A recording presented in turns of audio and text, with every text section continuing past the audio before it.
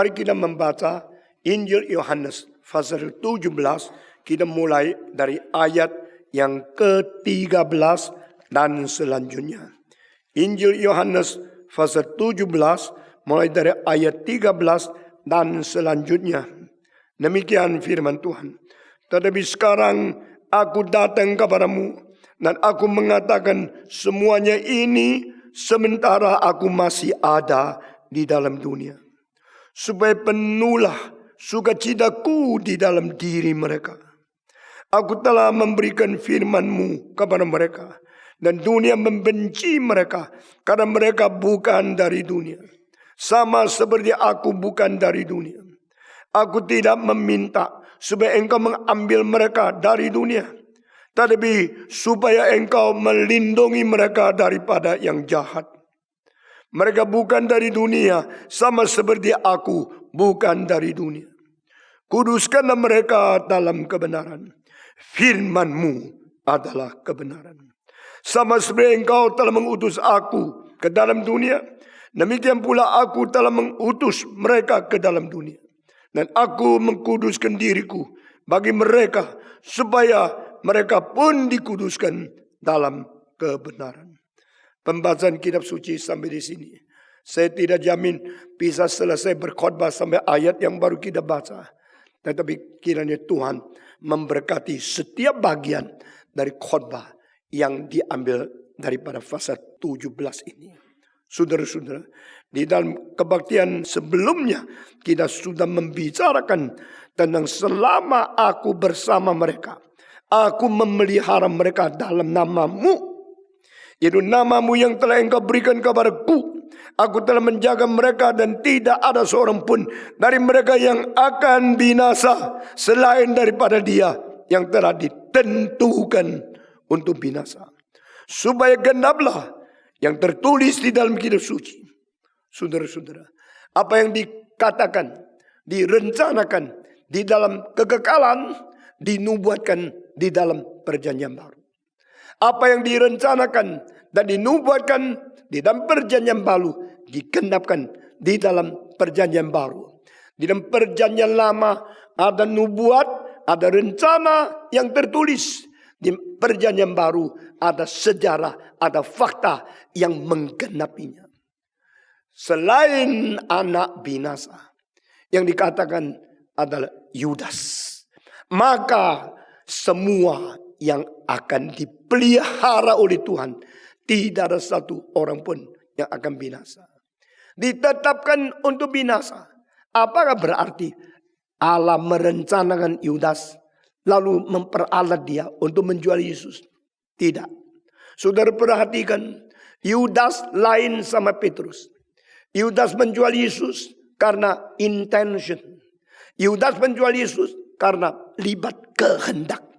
Yudas menjual Yesus karena dia menginginkan uang dan dia tidak menghargai Tuhan. Itu sebab Yesus dia berkata, Tuhan yang sudah utus kamu menjual aku. Sekarang Tuhan pakai engkau pergi, cepat juallah aku. Tuhan mengatakan kepada Yudas, yang kau ingin kerjakan, kerjakanlah sekarang. Dengan jelas, you yourself, you want to do it. Please now you do anything that you want to do. Lakukanlah apa yang kau ingin lakukan. Di sini jelas rencananya bukan dari Tuhan. Rencananya dari Yudas. Keinginan bukan dari Tuhan. Keinginan dari Yudas. You do what you want to do. Beda dengan Petrus. Petrus tidak ada intention mau menjual Yesus. Petrus tidak rencana mau menyangkal Yesus 3 kali. Petrus tidak lama kemauan untuk menjadi orang yang menyangkal Yesus Kristus. Maka perbedaan anak binasa dan anak yang bukan dibinasakan. Saudara-saudara, bagi anak binasa terkecuali yang lain tidak ada satu yang binasa. Tuhan mengetahui kelemahan manusia semua sama. Semua sama. Manusia egois, manusia pentingkan diri, manusia tidak mempunyai kekuatan melawan, menolak atau menghindarkan kemungkinan dicobai dan dipakai oleh setan. Tidak ada satu orang terkecuali. Semua lemah. Bedanya orang lemah mau dengar firman Tuhan atau tidak. Orang dengar firman Tuhan mau taat atau tidak. Sama-sama di dalam kelemahan keturunan sebagai anak-anak Adam. Sama-sama di kedagingan yang sulit menang. Bedanya keinginan engkau menjual Yesus atau keinginan engkau mau mengikut Yesus.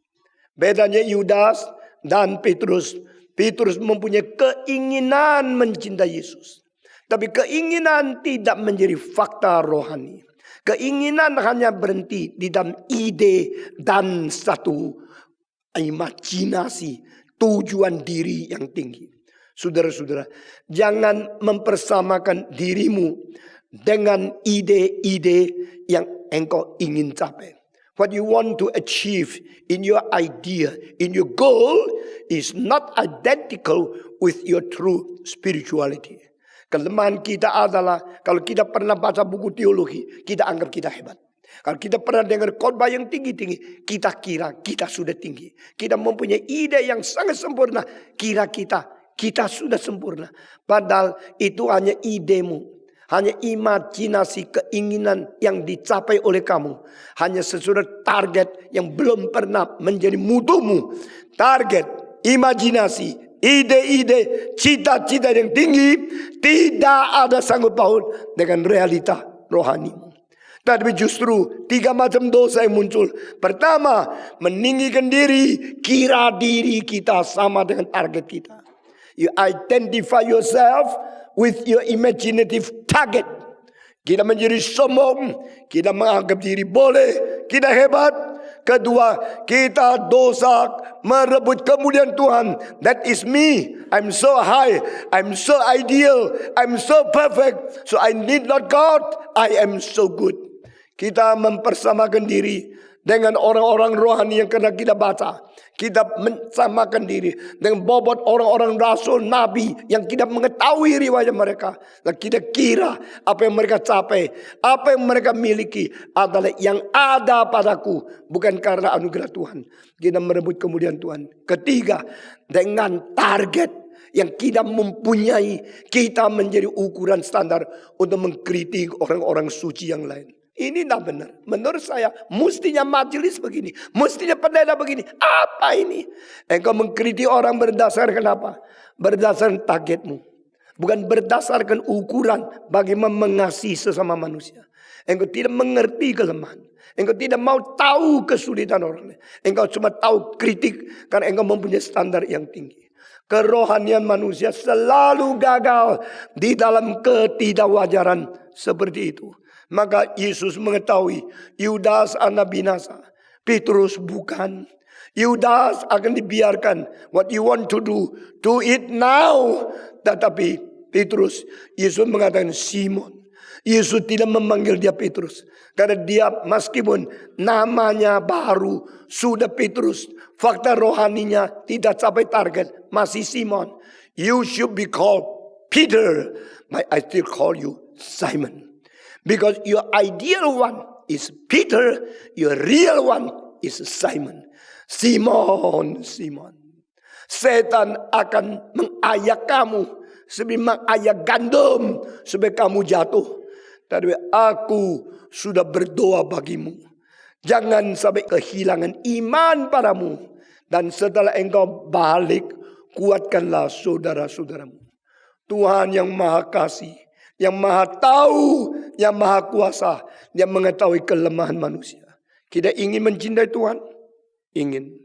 Kita mau melayani? Mau. Kita sudah mencintai Tuhan? Belum. Kita sanggup melayani? Tidak. Di tengah-tengah ingin melayani dan belum melayani. Di tengah-tengah mau cinta Tuhan dan tak mungkin mencinta Tuhan. Kita terkatung-katung. Maka Tuhan mengatakan ikut saya. Mari kita berdoa di Getsemani.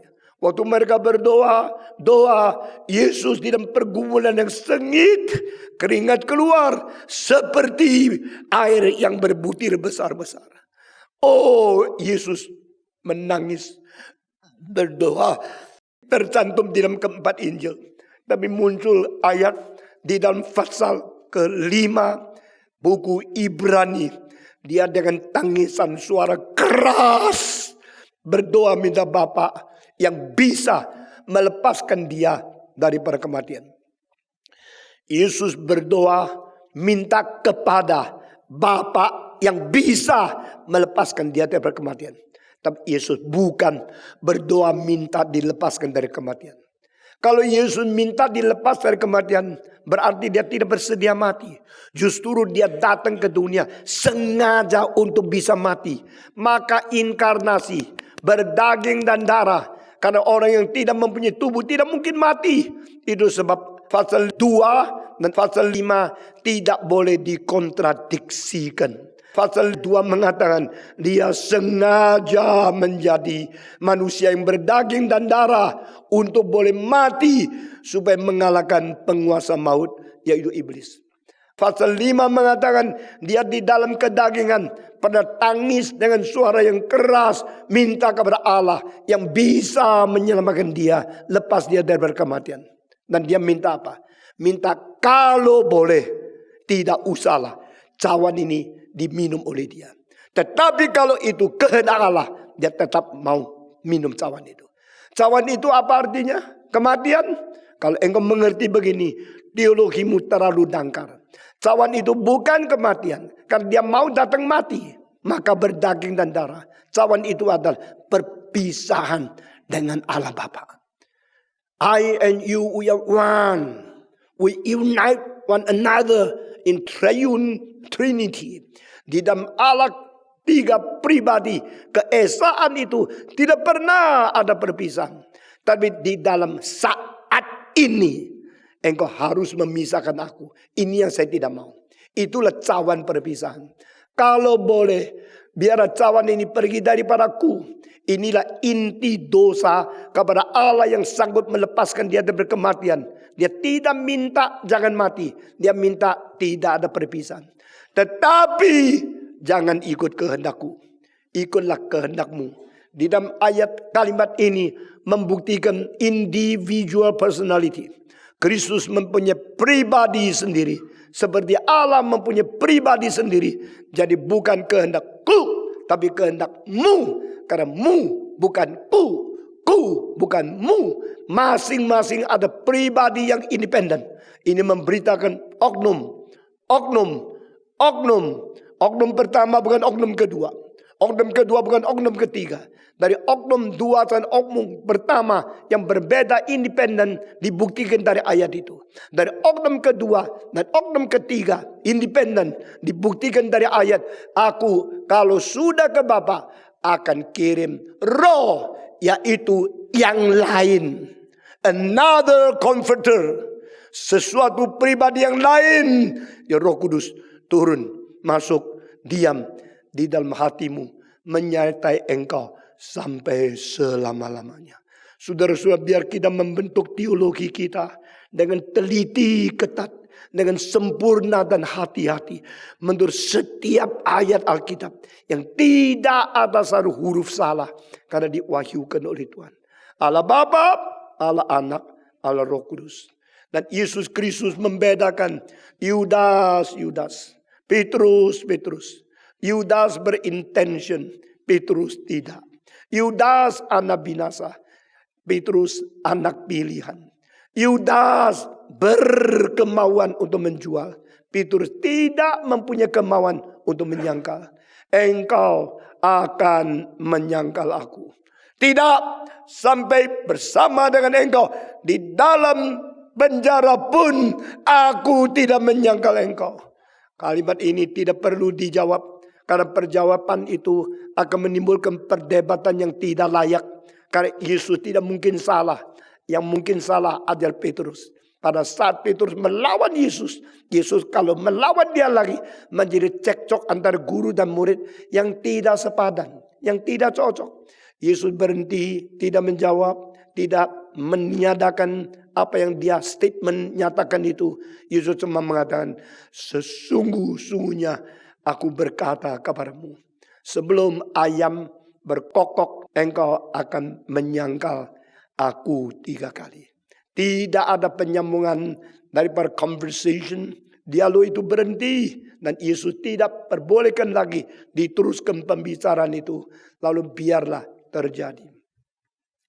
Setelah sungguh-sungguh terjadi 3 kali Petrus menyangkal Yesus. Kali pertama, aku tidak mengenal dia. Aku bukan murid dia. Kedua kali, engkau separtai dengan dia? Tidak, aku tidak pernah mengenal orang ini. Kali ketiga, tidak mungkin. Aku melihat engkau tadi, engkau separtai dengan dia. Dari logatmu tahu. Saya sumpah, saya tidak mengenal Yesus. Saudara-saudara, dia mau cinta Tuhan? Mau. Dia mau melayani Tuhan? Mau. Yang mau apa? Rohnya. Yang tidak bisa apa? Dagingnya. Rohmu ingin, dagingmu lemah. Nah, kalimat ini ditegakkan oleh Yesus Kristus pada waktu mereka 3 orang berdoa dengan Yesus di Getsemani. Waktu Yesus bergumul doa kepada Allah yang sanggup memberhentikan atau melepaskan dia dari kematian. Waktu dia selesai berdoa, bukan kehendakku, namun kehendakmu yang terjadi. Dia bangun melihat 3 tertidur. Lalu Yesus berkata, tidak mungkinkah engkau berjaga-jaga ke sekejap waktu bersama-sama dengan aku. Rohmu mau, tubuhmu lemah. Kalimat yang indah dalam kontradiksi ini muncul cuma 1 kali di Alkitab. In your will, you're willing. Your spirit, you're strongly willing to follow me. But your flesh is so weak. You have flesh, no power. You will follow me, but you cannot follow me. You want to love me, but you cannot love me. Saudara-saudara, bedanya daripada Petrus dan Yudas, satu anak binasa yang berintensi menjual Yesus Kristus. Satu anak pilihan yang tidak mempunyai kekuatan mengalahkan kedagingan yang lemah ini. Yesus berkata, aku sudah berdoa bagimu. Jangan sampai engkau kehilangan iman. Lalu engkau harus kembali menguatkan saudara-saudaramu. Saudara-saudara, kita semua adalah orang yang mempunyai daging yang lemah. Kita semua adalah orang yang tidak bisa menjalankan apa yang kita mau. Kita semua adalah mempunyai fakta tidak setinggi ide dan cita-cita target kita untuk diri kita sendiri. Kita perlu setiap saat bersandar kepada Tuhan.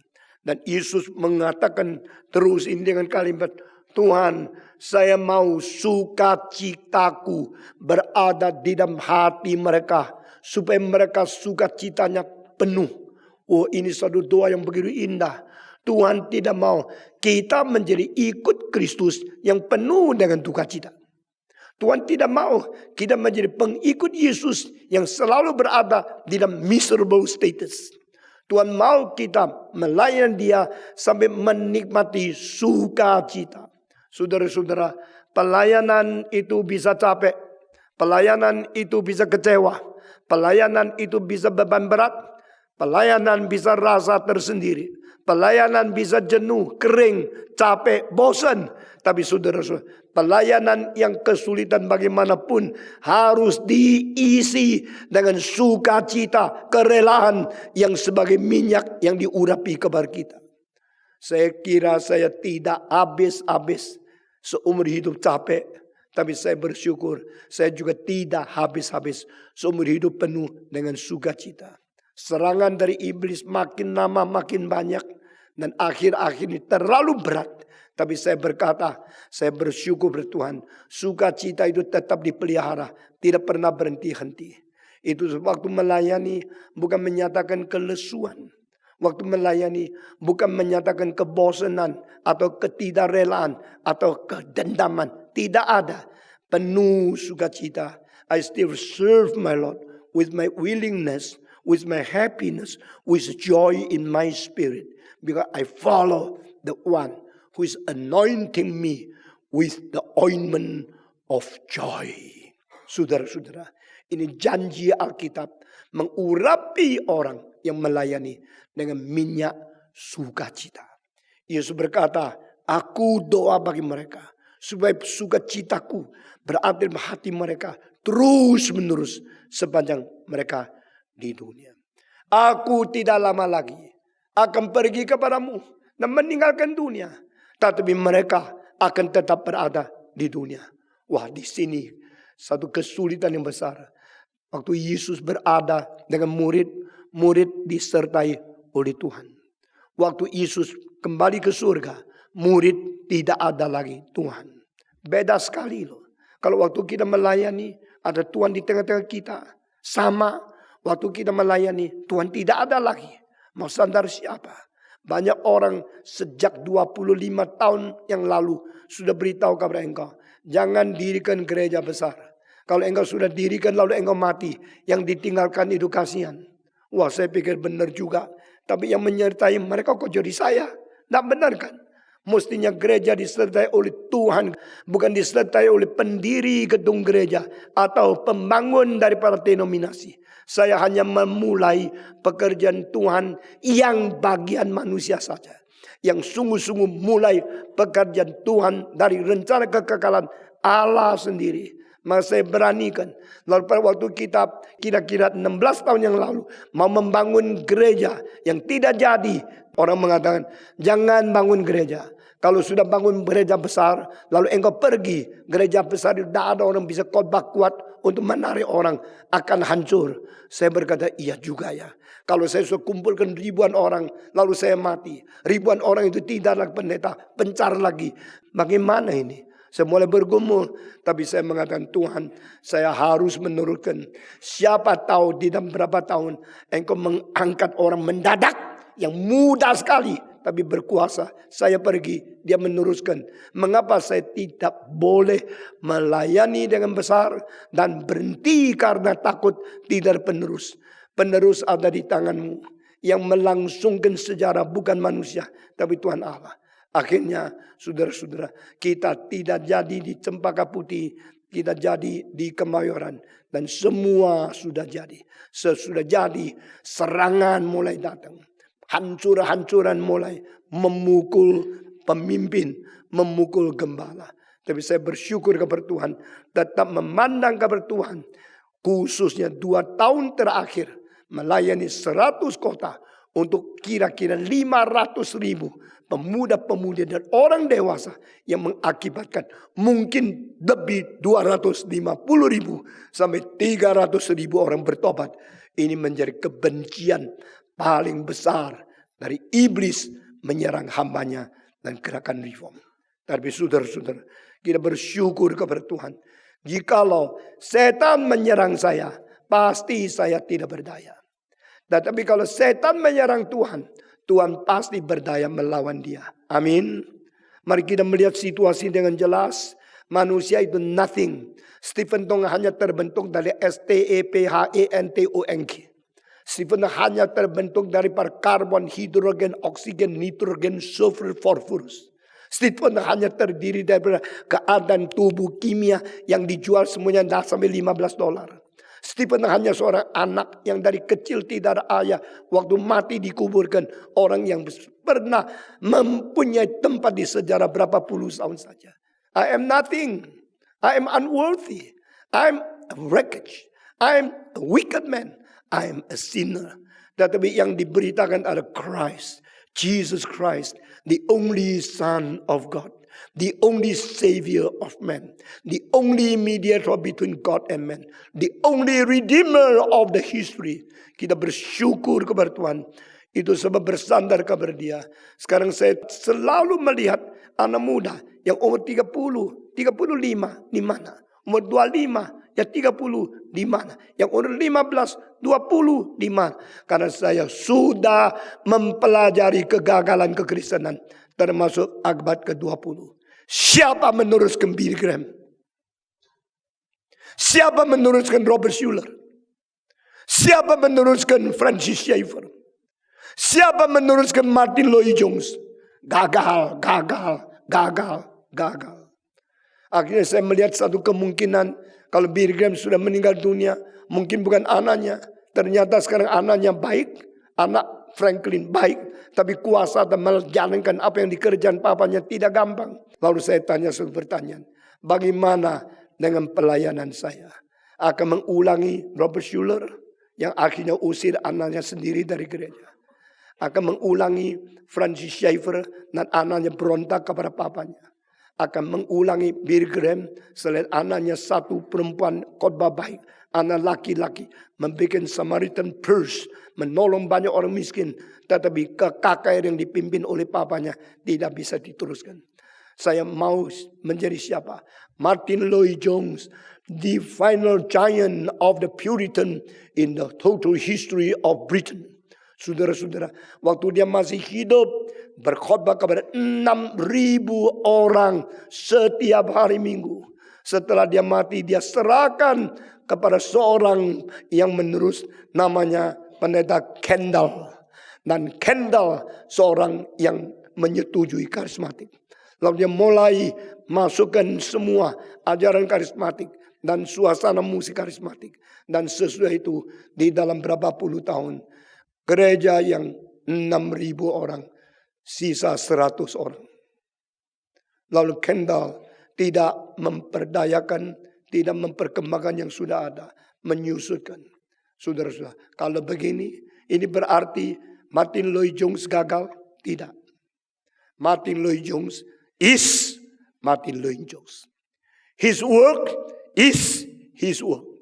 His preaching is his preaching.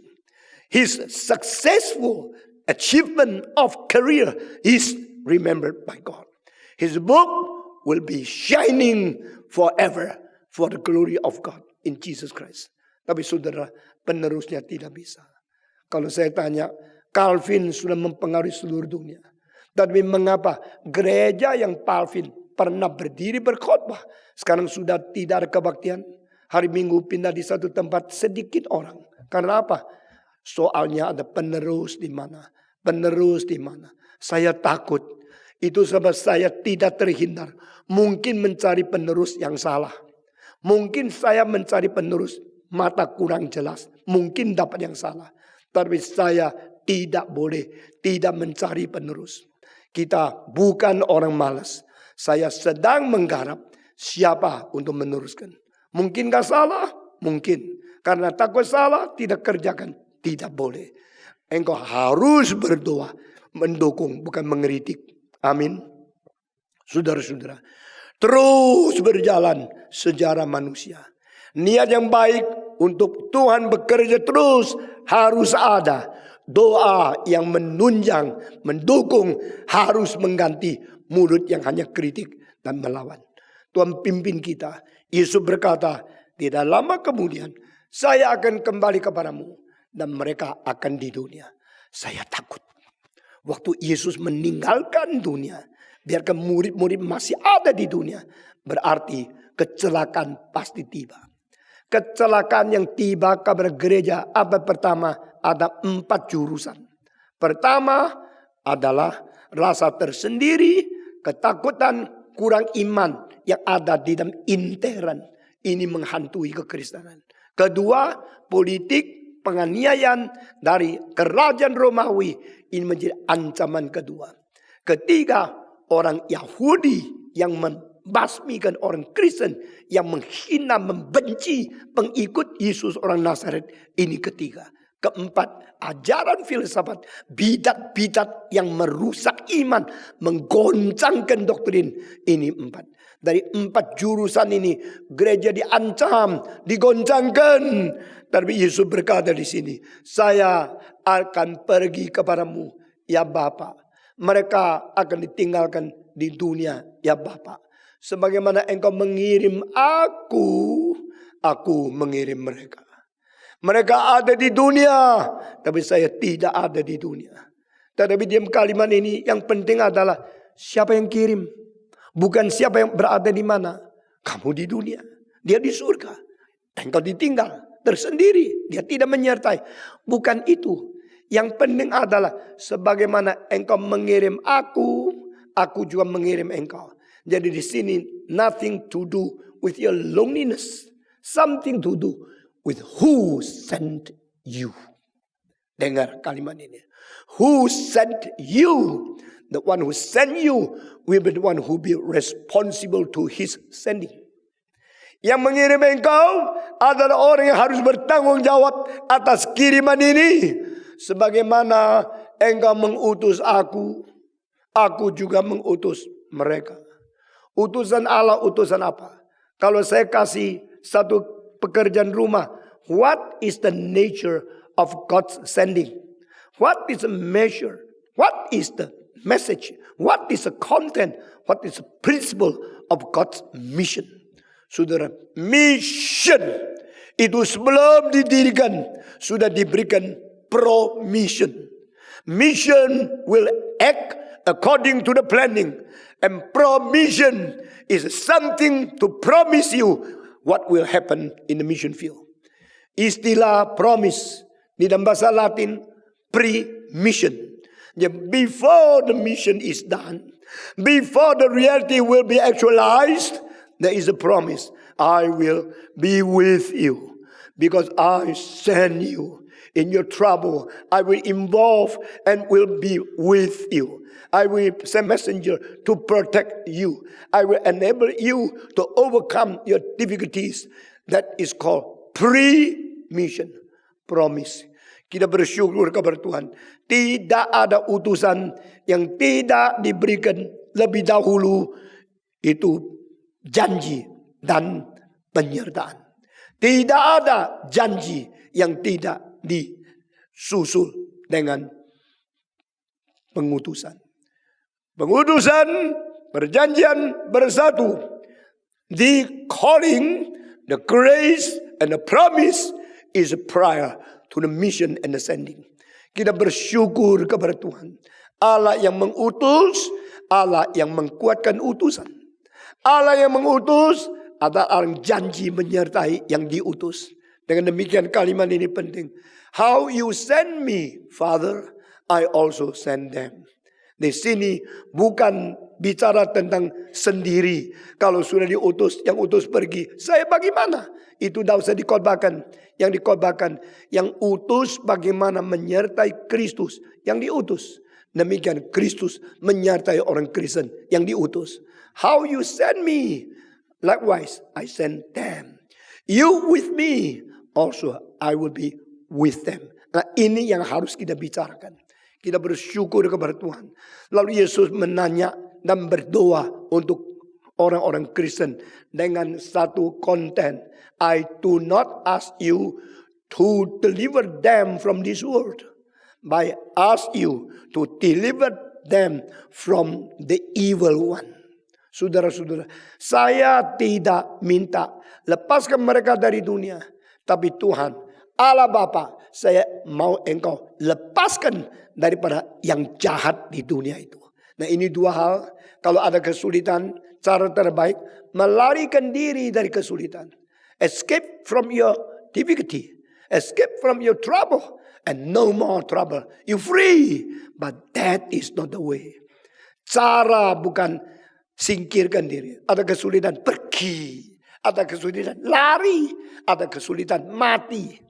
Saudara-saudara, orang pintar melihat kesulitan, lari. Orang pesimis melihat kesulitan, bunuh diri. Itu cara dua ya, untuk tidak kesulitan. Ada kesulitan, lari. Kalau ada keuntungan, maju. Itu kurang ajar. Saudara-saudara, lihat keuntungan, maju depan. Lihat kesulitan, lari ke belakang. Ini yang ditolak oleh Mr. Wang Mingtao, tokoh orang suci yang terkemuka, yang pernah dipenjarakan berapa puluh tahun oleh komunis. Di dalam etika orang Kristen yang matang, dia tulis, when you see the difficulty, go forward. And you being the prophet, you retreat yourself backward. Kalau ada keuntungan, engkau mesti mundur. Biar orang lain yang dapat berkat. Kalau ada bahaya, engkau terus maju bertempur dengan kesulitan. Itulah karakter Kristen yang dewasa. Itulah karakter Kristen yang matang. Saudara-saudara, Yesus berkata, aku tidak minta mereka diselamatkan dari dunia. Aku tidak minta engkau menghindarkan mereka dari dunia. Tapi aku minta engkau memberi kemenangan bagi mereka. Lepaskan mereka bukan dari dunia, tapi dari si jahat. Saudara-saudara, setiap kalimat tepat, sempurna secara mutlak. Tidak ada satu huruf, Tidak ada satu suku kata, tidak ada satu kalimat keluar dari mulut Yesus Kristus yang bukan standar tertinggi. Dia ada Tuhan, dia ada kebenaran, dia ada guru, dia ada teladan. Anything spoken from his mouth, anything showed in his life is highest standard and also highest model and example for the saints all through all ages. Kita bersyukur kepada Tuhan. Yesus menjadi teladan. Dia kesulitan tidak lari. Waktu orang mau menangkap dia, dia mengatakan, jikalau engkau mau tangkap saya, biar orang-orang ini pergi. Maksudnya, kalau mati, saya sendiri. Jangan yang ikut saya harus ikut mati.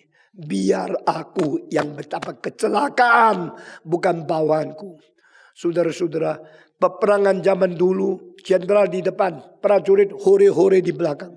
Seperti Goliat, lalu hore-hore banyak. Goliat jatuh, hore-hore jadi hura-hara, pulang semua. Kalau pemimpin sudah jatuh rebah, semua lari. Sekarang jenderal di belakang, prajurit hore-hore mati di depan. Kalau sudah mati dia lari ke belakang. Peperangan modern ini hanya bikin saya kagum dahsyatnya senjata, bukan contoh daripada jenderalnya. Saya terus terang, saya lebih appreciate etika peperangan zaman kuno. Yang berani di depan itu pemimpin yang mau mati, biar yang lain ikut dia. Yesus Kristus bukan mempunyai strategi seperti jenderal sekarang. Yesus Kristus menjadi contoh. Waktu kesulitan dia di depan, waktu ada bahagia dia serahkan orang lain. Jikalau kau mau tangkap aku, maka biarlah orang-orang saya ini pergi. Saya membaca ayat itu sangat terharu. Saudara mungkin tidak pernah mengetahui, dan saya kira tidak mungkin mengetahui cara saya baca kitab suci. Engkau tidak pernah mengetahui cara saya menggali firman Tuhan. Saya terus terang, saya bukan seorang pendeta yang banyak baca buku komentari. Saya punya buku komentari yang banyak, tapi saya membiasakan diri langsung baca teks asli, langsung mempergunakan imajinasi, bandingan, dan renungan yang mendalam untuk menggali first hand from my original thinking. What is hidden beyond the passage we read? Lalu dari situ saya membiarkan apa yang dikhotbahkan oleh saudara, tidak ada satu yang ambil dari buku. Semua khotbah yang saya sampaikan adalah sesuatu hasil renungan saya secara pribadi yang langsung baca kitab suci. Itu sebab saya tidak takut engkau beli buku komentari berapa puluh biji, berapa banyak, engkau tidak menemukan yang saya khotbahkan sama dengan mereka. Tapi yang heran adalah engkau juga tidak menemukan apa yang berkhotbah berlawanan dengan teologi reform. Bagaimana sinkron tapi bukan copy. Bagaimana original tapi bukan tiru. Bagaimana original tapi tidak menyesatkan. Itu pemeliharaan dari Tuhan. Saudara-saudara, Yesus berkata, I do not ask God to lead them out of the world, but ask God preserve them and deliver them from the evil one of the world. Saudara, artinya apa? Artinya diutus di dunia, dia tidak lagi berada dengan kita. Kita tersendiri, tidak usah takut.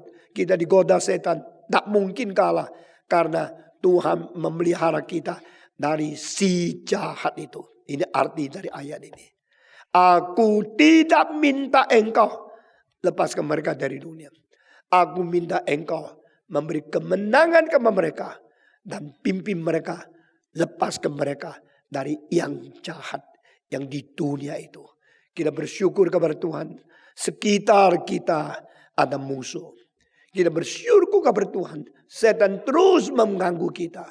Martin Luther di dalam lagu yang mengisi kalimat yang paling penting di dalam gerakan reformasi, dia mengatakan, musuhku meskipun banyak seperti genteng-genteng. Saya heran. Musuh kok seperti genteng. Genteng di mana? Di atasnya rumah. Genteng di apa? Nggak bisa lempar. Nggak bisa datang menusuk saya. Genteng ditaruh di rumah. Kenapa musuh-musuhku seperti genteng? Saya pertama kali baca dan ngerti. Akhirnya saya mengetahui. Itu genteng yang dipasang di jalan yang penting. Itu selalu seperti porselen yang bermengkilap. Merefleksikan cahaya matahari. Jadi pada waktu dia harus naik kuda atau ditawan. Melewati kota-kota itu. Dia lihat ke atas. Dia memandang Tuhan. Dia minta pertolongan Tuhan. Dia melihat cahaya genteng. Dan seperti suara setan, I'm here to attack you, to attack you. Itu cahaya-cahaya genteng yang banyak refleksikan terang matahari untuk mengancam, mensilaukan dia. Meskipun musuhku banyak seperti genteng-genteng di atas atap, aku bersandar kepadamu. Saudara, mungkinkah orang Kristen bebas daripada serangan iblis? Tidak. Mungkinkah engkau lancar, tidak pernah diganggu? Tidak.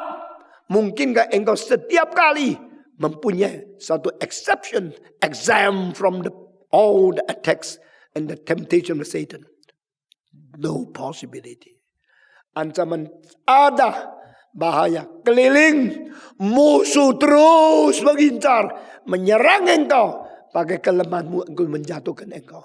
Tapi satu-satunya kemenangan kita karena Tuhan yang mengutus sudah menjanji, aku mengutus dan aku menyertai. Aku tidak membiarkan engkau jatuh di tangan si jahat. Amin. Sebagaimana engkau mengutus aku juga mengutus mereka ke dalam dunia. Di dalam lagi aku tidak di dalam dunia, tapi mereka berada di dalam dunia. Namun demikian Bapa, aku utus mereka. Aku akan menyertai mereka. Tolong jangan melepaskan mereka dari dunia. Lepaskan mereka dari si jahat itu. Kita hari ini cuma bisa berkhotbah sampai di sini saja. Meskipun sudah baca banyak ayat, kita meneruskan.